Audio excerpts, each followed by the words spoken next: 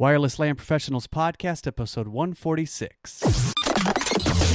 Wireless Land Professionals is a place to educate, inform, encourage, and entertain those involved in wireless LANs. This Wireless Land Professionals podcast is an audio manifestation of these goals. Our host is a wireless LAN veteran, consultant, designer, and teacher, Keith Parsons. And now, the podcast for wireless LAN professionals by wireless LAN professionals. Welcome. This is Keith Parsons. I'm with Wireless LAN Professionals, and today I'm with Lee Badman. Lee, how are you? I'm doing well, Keith. How are you? Good. This is Lee Badman of Wi-Fi Question of the Day fame.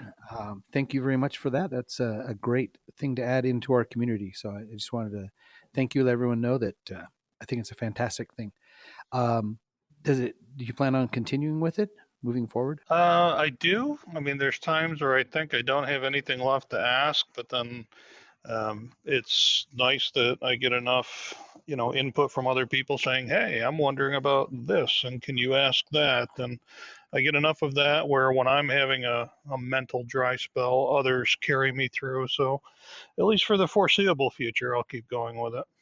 Well, I think it's a great thing. So please do keep it on. It gives me a chance to think at least once a day about something that I probably didn't think about prior. So thanks.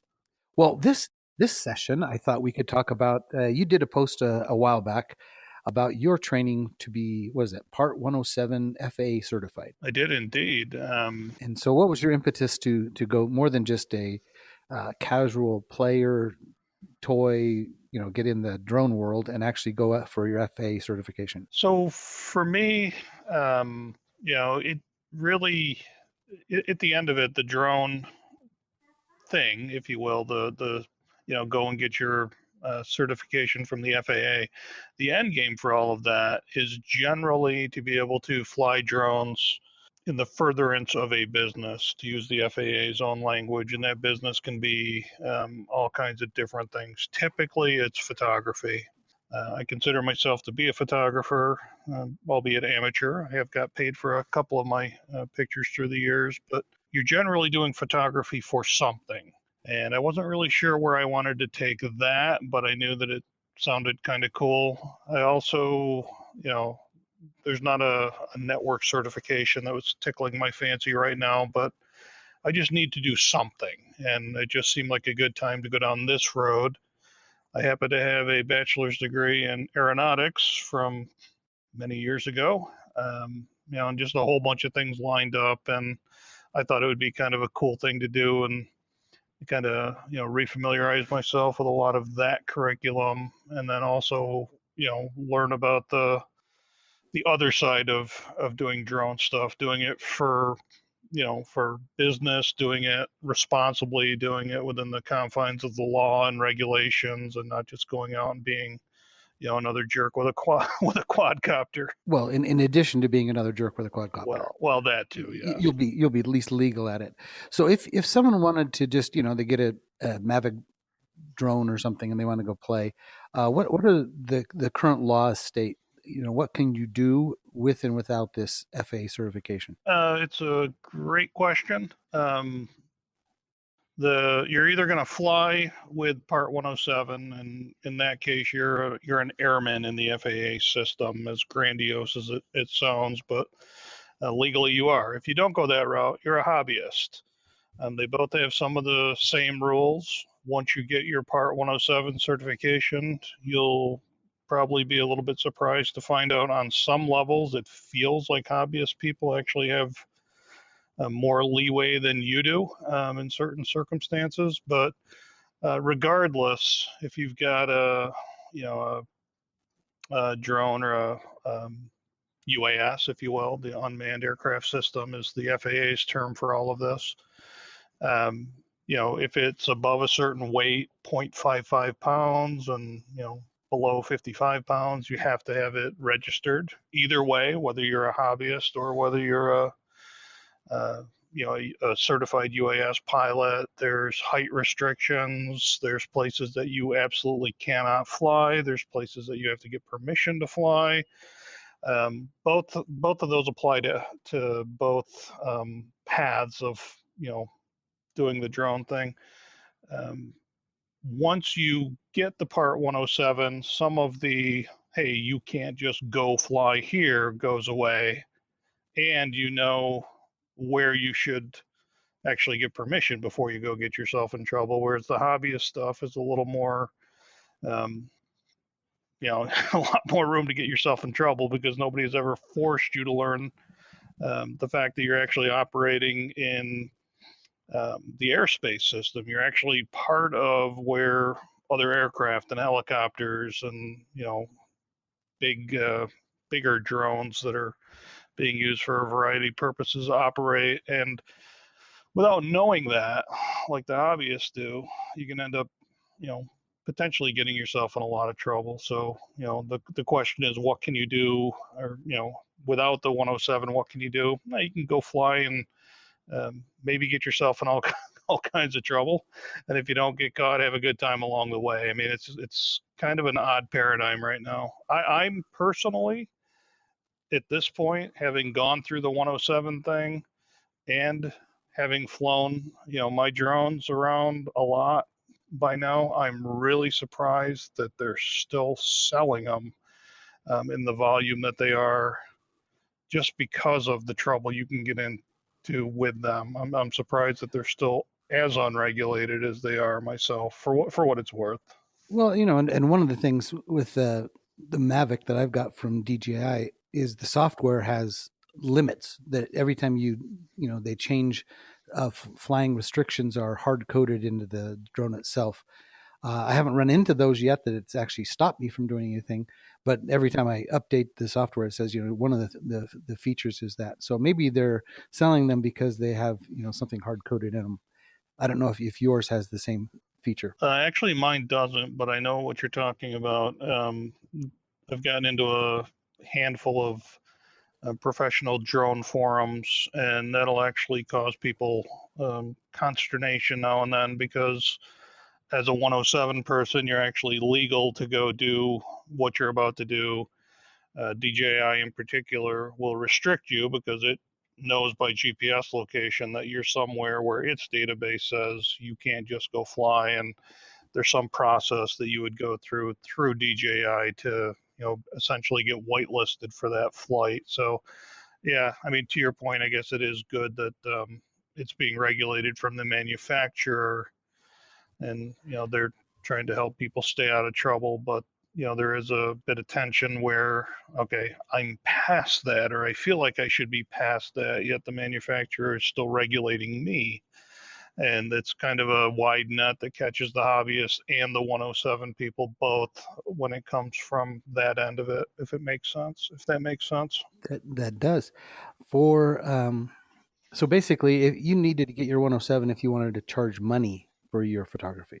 If you want to, it's not quite that cut and dry. If you want to charge for your photography, absolutely. If you are using it to do, point-to-point work and wireless, and you're surveying something that you will eventually be paid for, the point-to-point link, even though the drone, your use of the drone to get your own photography, even though you're not handing it off to anybody, you have used the drone in the furtherance of a business.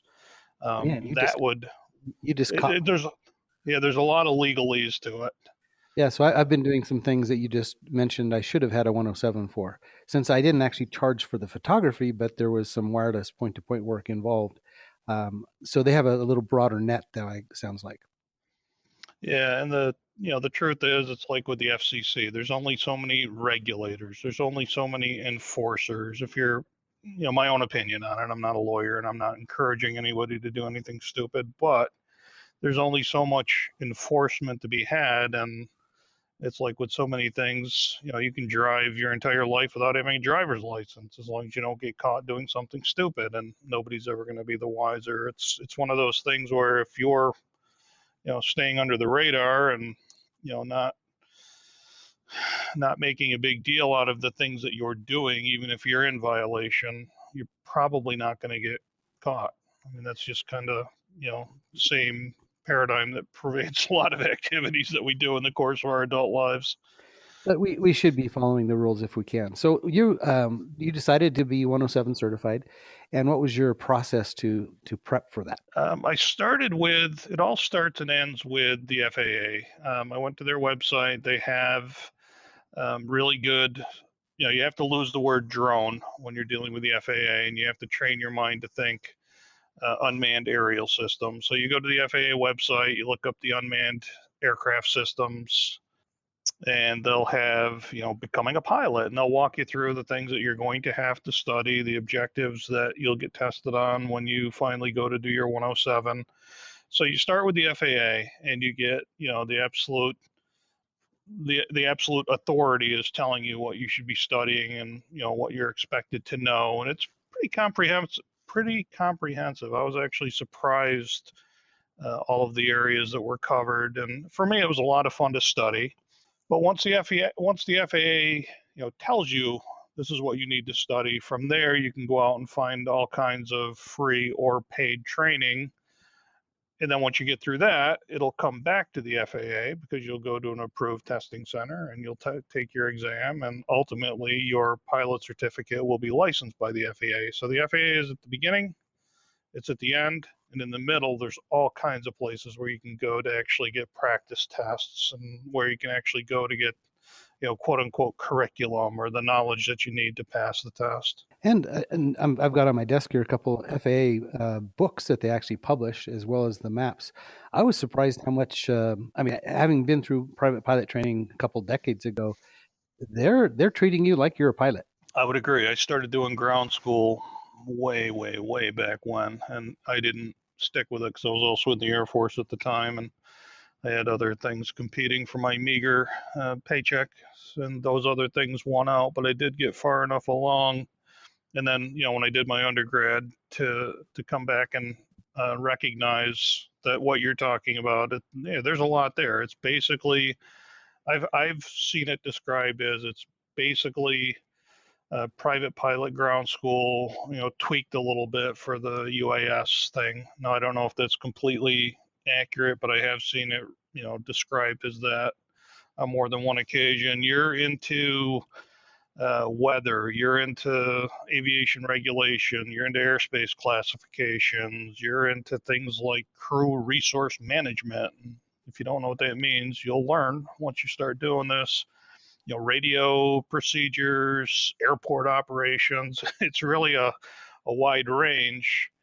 And, every now and then you catch yourself thinking, why do I got to learn all of this just to do drone operations? And if you think of it through the lens of, DJI and quadcopters and the consumer end of life, maybe it doesn't make sense. But then once you get your Part 107, and you join some of the forums for people that are doing this for a living, it starts to become clear why it's important to learn all of that, because there's a lot more to it than just flying DJIs around and taking pictures. This is it's really a big ecosystem, the whole UAS thing. And like I say, you have to kind of get into it a little bit, I think, for the need to know all of this stuff to make sense. And if that makes you sense. went through this process on the free sites. You got FAA manuals. You went through and you listed in your website a whole bunch of supporting sites that you went through.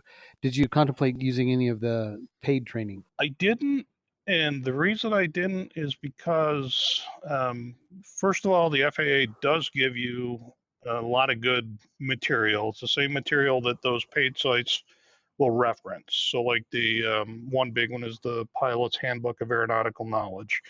It's a free PDF you can download right from the FAA's websites, and a whole bunch of other ones. A whole bunch of other documents you'll need are also available freely.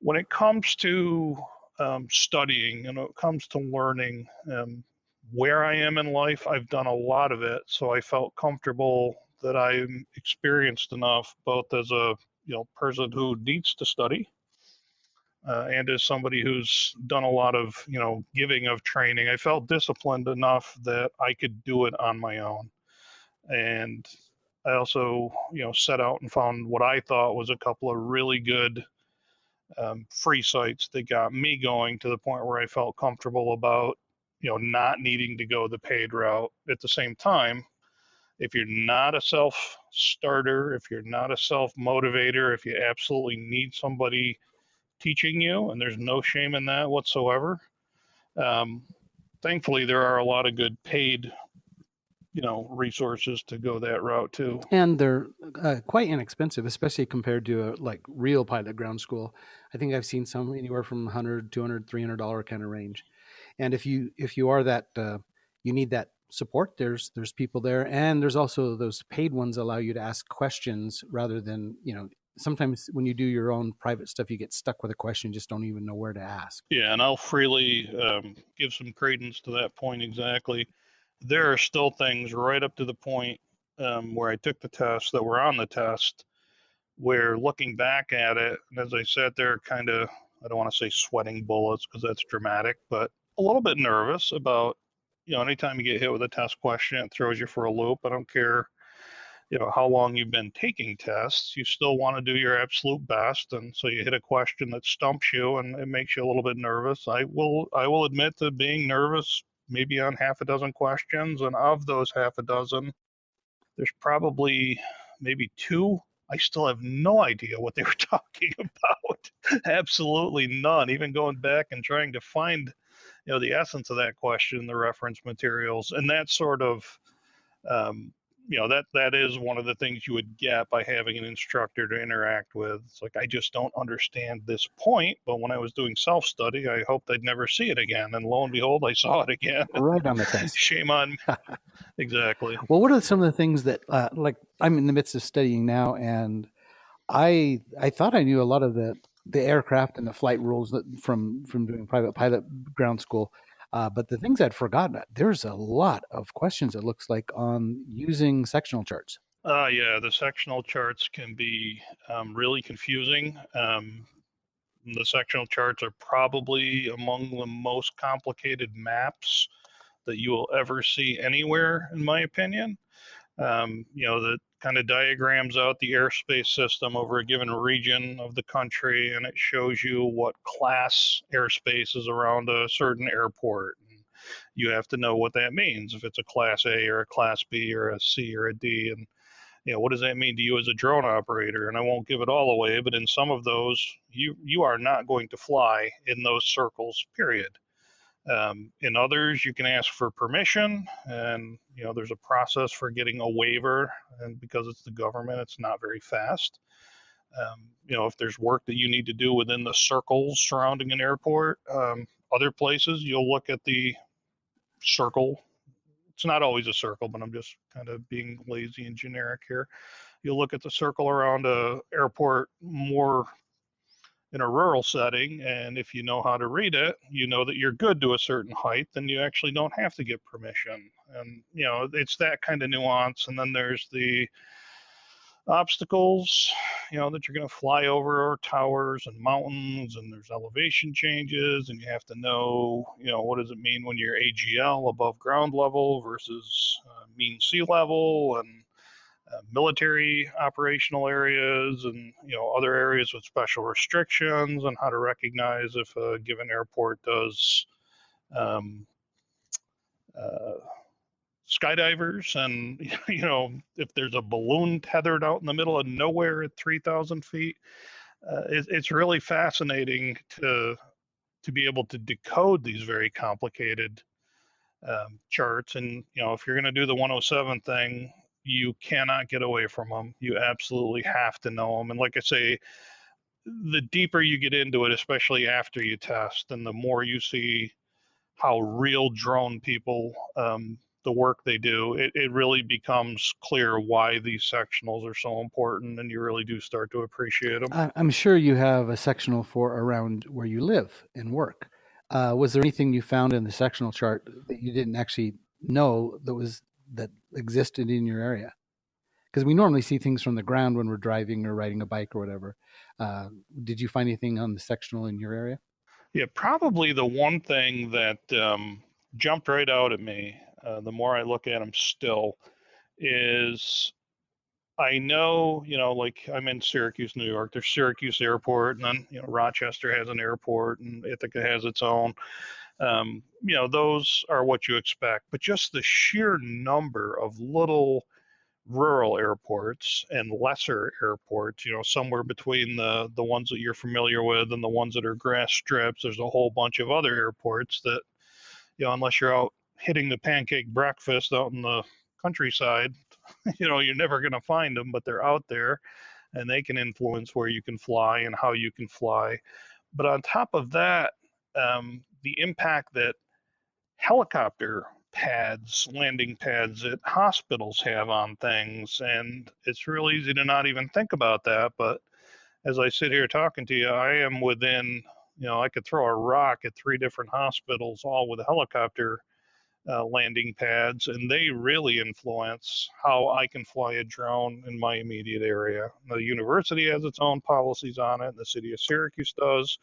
But if you were to strip all that away and just go back to what the FAA says you can do, those helicopter landing pads are airports, and they have an impact on what you can do. And it's not, it stretches out for a number of city blocks and a number of little grid squares, and it's a very intricate and complicated system. But to answer your question directly, just the sheer number of the airports and the ones like in places that you might not ever think about, like the hospitals. Well, good.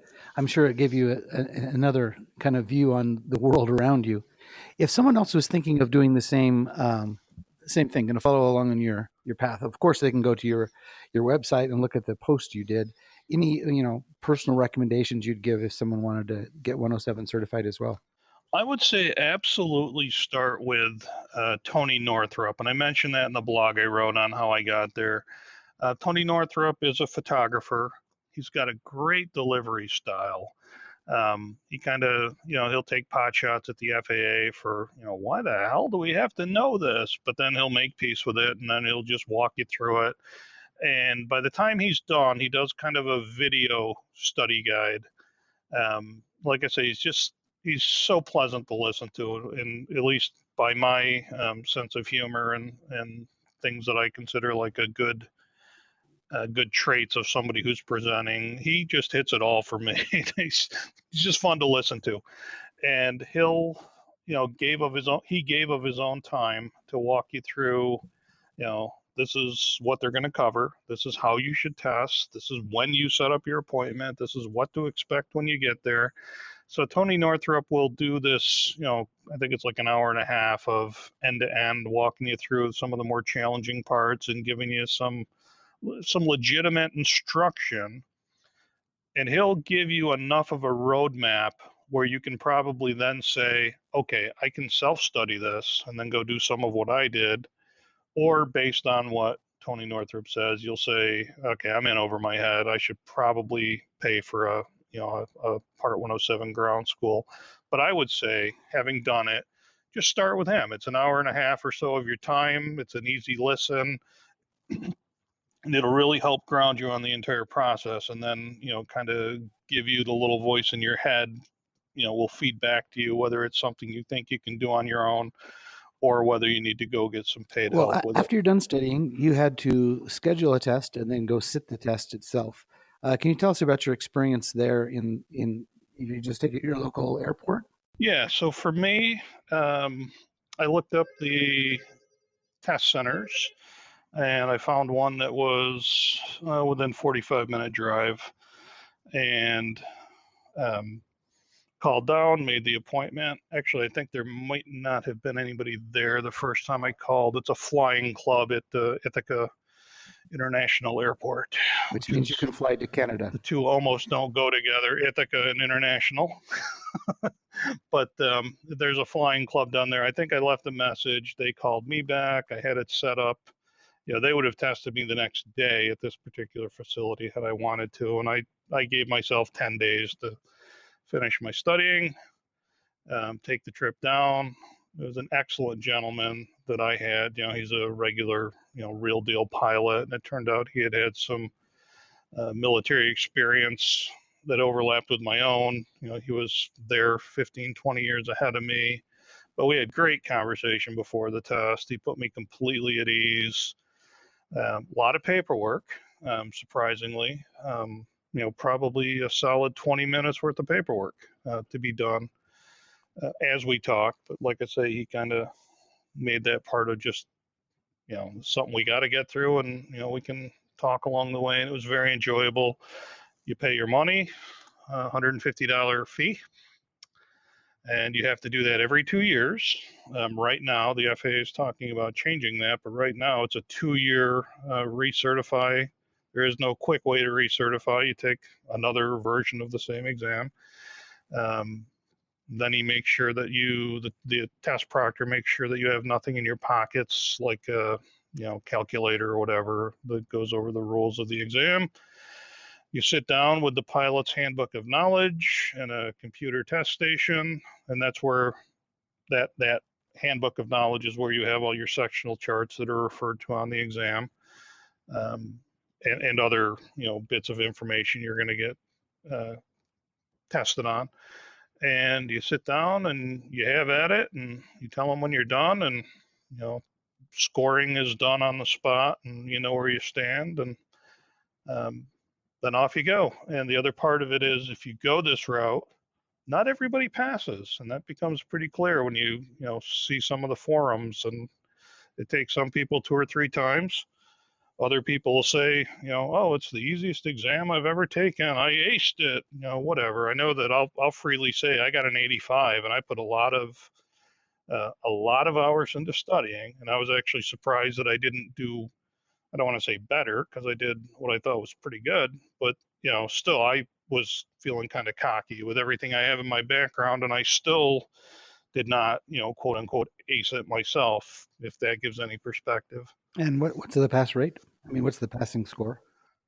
Passing score is 70. Well, 85 is quite acceptable then. Yeah. I mean, like I say though, you'll hear Tony Northrup, back to him. He kind of pokes fun at how easy it was, and maybe he's a genius and I'm not, or maybe he got an easier set of questions. I don't know, but I didn't think it was the gimme that he described it as. And in my blog, that's the one thing that I do mention, as I describe my experience with him. A great start, but I don't really agree with the cavalier, summary that it's an easy exam. I don't think it is. I think it's very passable, but I wouldn't call it easy. Well, you've been through a lot of computer exams for networking, wireless. You're a CWNE now, so obviously you've taken a bunch of tests. How does it compare to, say, a CWNA or a CWAP test? Well, right off the bat, it's all multiple choice. There are only 3 options for each question. So right off the bat, your chances get better, even if you're guessing. Usually one of the distractors is pretty obvious. So now you're down to 50-50 on the tough questions. And, all of that means, okay, it's structurally perhaps works in your favor. At the same time, the body of knowledge that you're responsible for is so wide, it almost makes up for the fact that there's only 3 answers to pick from for each question. I mean, I think you mentioned yourself, you're seeing just how much you're responsible to know as you do the 107. So really, really a wide breadth of material that they expect you to know as you do the as you head down this road. So it's hard to compare it directly to any of the technical things, but they've all got their own nuances, and you're a individual. You sit down, you're going to come away with your own impressions. But I thought it was very fair. I thought it was very achievable. At the same time, I did feel challenged. It did not feel like a gimme. I'm not a generally nervous person, but I had butterflies in the belly in a couple of spots when I was taking it. Get 2 or 3 that are challenging you in a row, and you start to wonder, you maybe start to doubt your own confidence. But at the same time, it's like walked away feeling pretty good. Wife and I went and got a ice cream sundae afterwards and celebrated. Did you feel like you had enough time? Was it a time constraint, or they give you enough time to make it, that you didn't feel stressed over the time? Certainly enough time. I think it was 2 hours or maybe 90 minutes. I'm usually a blitzkrieg test taker. I sit down and I just rip through it, and doesn't matter what it is. I do not like to hem and haw, and I don't like to sit there and overthink things. And it took me a good solid 60 minutes. I know that before I was done. But there is enough time, whether it's 90 minutes or 2 hours or whatever. I felt like if you're prepared, you're going to have enough time. If you're not prepared and you just go into it cocky because you got bad messaging from somebody that you really don't have to study, you'll take the whole time and you'll come out of there with a 40. And then you'll have to study. And then you'll have to study and you'll have to pay $150 all over again. Well, Lee, I sure appreciate you taking the time to be the leader in this and go out and attempt it first. I know a lot of people in our community are looking to do the same thing. Those who have drones that they play with and now want to, perhaps use it as a business. So your leadership has been nice. You went out there and did the groundbreaking for us. So I appreciate that. Oh, well, thanks for taking notice, and pleasure to talk about. It's kind of a passion for me. So, it's one of those things that was really enjoyable to do, and I'm glad I got through it the first time. And had I not, did it the first time, I would have gone back and got it on the second. But, hopefully I can help anybody who needs help along the way. So always around to field questions. Did you have you been able to use this for a money-making photography yet? That's the funny thing. You go this route, you start getting your name out there, you find out that people actually want to use your services, and it's like, careful what you ask for, because finding that I don't have the time to do as much as people want. So I have used Well, it. that's a good problem to have, then. It's a good problem. But yeah, like I say, there's a to be careful of what you ask for. That keeps coming to the tip of my tongue. I have been able to use it in a couple of established IT accounts that also wanted to do a little bit of stuff. I've done a little bit of roof inspection, a chimney inspection, which was a lot of fun. And then I've gotten, kind of pitches from, would have been a really nice job at least 2 hours away, and another one at least 90 minutes away. And this would have been ongoing work. And they both would have paid fairly well. It's just, having a full-time day job and then having 2 or 3 or 4 side jobs. I just don't have the time to give some of these jobs what they need, because again, it's photography. It's, if your equipment doesn't act right, you have to rerun a mission because they're paying and they want what they want, and you've got to, live up to your scope of work and all of that. And then after you do the photography and the videoing, some of them want, post-processing. They don't all. Some of them are happy with just raw pictures and videos. But you find out that it's not just about taking pictures and handing somebody a thumb drive. They want it to be highly produced, depending on the customer, and that can take you down roads that maybe you're not ready to go down. And it's eye-opening on a lot of levels. So all I would say is, if you get that far, I don't want to say pick and choose your jobs, but just know that all drone work is not the same. People have different expectations. Some of it is going to be, a quick hit. I'll pay you $50 to go, video this roof, or to go do this whatever, and it happens to be within 15-minute drive of where you live, and it's like all of that is simple and easy. Or somebody wants 6 weeks running before and after pictures of a work site, and there's these 5 types of shots that they want every single time, and they have to be absolutely perfect, or you're going to go reshoot it and this and that. And it can be very, very detail oriented, some of the projects, and others are just give me what you can get. And obviously the detail oriented ones should pay better, but if you are not already in the mindset of being somebody who is capable and has the resources to do good video production, you might not want to take some of the work that you're going to get offered. It's very interesting. That's the only thing I can say is it's really, really neat, and it can take you a lot of places, and you have to keep your eyes open and your wits about you to not get in trouble. But it's also very, very fun. Well, I think that's a great place to end on the very, very fun. I think a lot of us got started in drones just for the fun, and we've had a chance to talk to you now about the process to be FAA certified. So thanks for your time, Lee. My pleasure, Keith. Thanks for having me.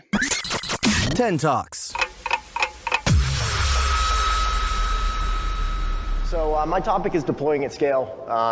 Really, a lot of this comes from my experience within LPV projects and within stadiums. I'm Chris Reed. You can hit me at the CM Reed on Twitter. Lead network engineer for BEI Networks. We're a services organization out of New Hampshire. I've been wired and wireless networking since 2009, and then really shifted into wireless specifically in right around 2011. And I've been the lead engineer for one college and 3 NFL stadiums for the deployments.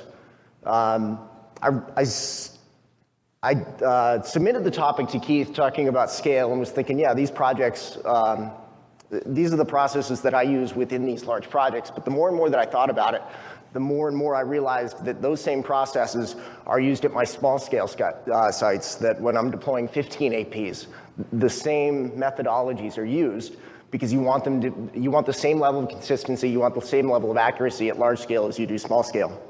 So when I started to realize that the small scale worked too, I wanted to change the name of the topic. So we'll start there.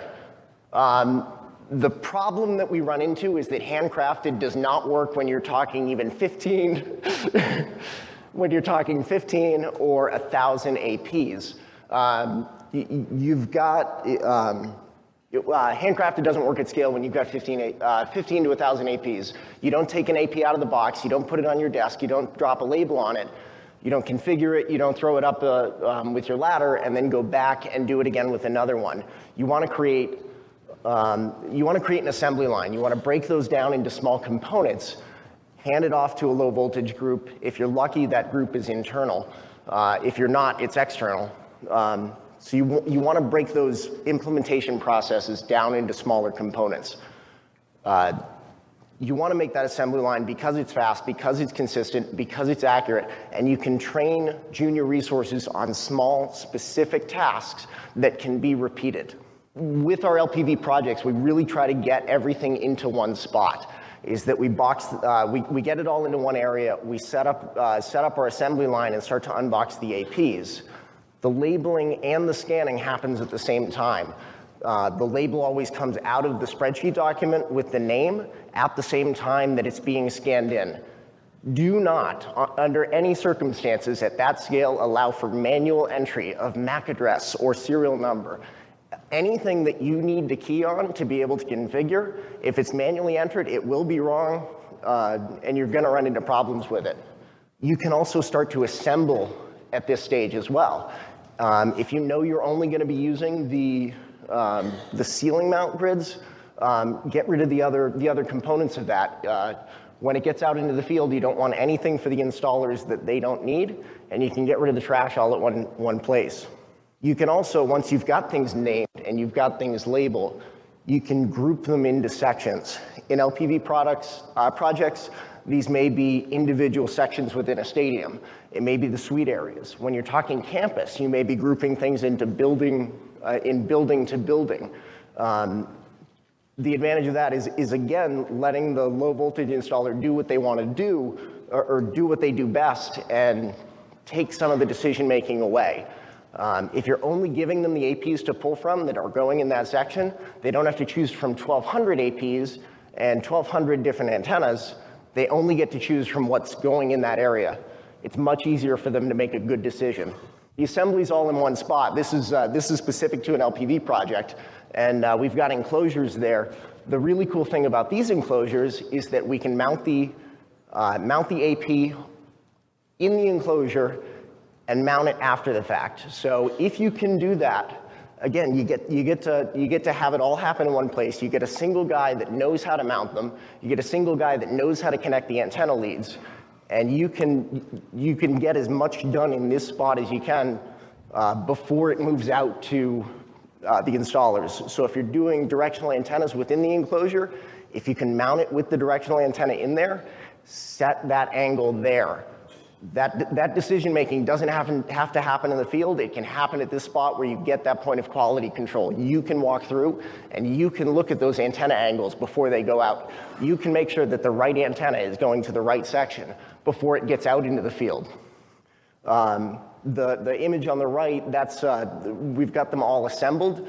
There's APs and antennas in there. The boxes are labeled and they're grouped into sections. So they just grab a bundle of enclosures, walk out there. This was an underseat deployment, so there's section, row, and seat right on the enclosure. Someone doesn't even need to bring documentation with them for this specific setup. They just look at it, section, row, seat, drop it there, and bolt the enclosure in place. Everything's done for them except for connecting that patch. For things that aren't underseat and aren't as clear, your documentation is so important. You want to make it as clear as possible, and you want to give the installers only what they need. They don't need to know about the channels that you're using or the powers that you're setting on the radio within the spreadsheet. Just give them what they need. One really cool thing that we use specifically within our LPV projects, but it's pushing to others, is Visio can use a spreadsheet as an object database. So you can have an object on a Visio that represents an AP, and then you can do views and break down different views showing this object has this name and this antenna type at this angle.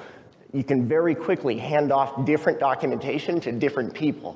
If you can do mock-ups or drawings or anything to show them how these things are being deployed, do it. The one on the right, if you can't see it, it's got both the height and the angle. You can put the AP on there, you can put the antenna on there, make it easy to see. If you can do a walkthrough, do it. Anytime you can mark, and again, take that decision making away from the guys in the field. If you can mark it, it's really easy for them to put it in the right spot. Installation is always the point of no return. You want to get a couple of APs up and ready to go, and you want to validate that installation before it goes further. If you can get 2 overheads in a section in place, do your testing, confirm your cell edge, and then let it go. If they've got 100 APs out that are all wrong, it's going to be really tough for you to try to convince them to go back and change it. If they've only done 2, you can fix things before things degrade. And on the configuration side, don't click through the GUI. Jake and Ryan had a great Python class to be able to configure these things that can reference your spreadsheet that you've already created. You can hire someone to create a little internal app to be able to do that. If you're doing 1,200 APs, 40 seconds per AP, it's going to take you 15 hours to configure them. And then you're going to get a call that they want the names changed. And you'll have to do it again. Script it when you can. The best money we ever paid was for the application that we used to script these. It's a nice graphic interface on the front. Not everyone needs to know Python, although they all should. And the most important piece of all of this is find partners that you trust, internal, external. If they're engaged and involved in this project and want the project to succeed as much as you do, it's going to be fun. If they don't, it's going to be awful. And that's my time. Thank you for joining us for another episode of the Wireless LAN Professionals Podcast, the podcast for wireless LAN professionals by wireless LAN professionals. Be sure to follow us on Twitter @WirelessLANPros for all the latest news and updates, and also connect directly with Keith on Twitter @KeithRParsons. Head over to www.wlanpros.com for this episode's show notes, as well as the latest in all things Wi-Fi.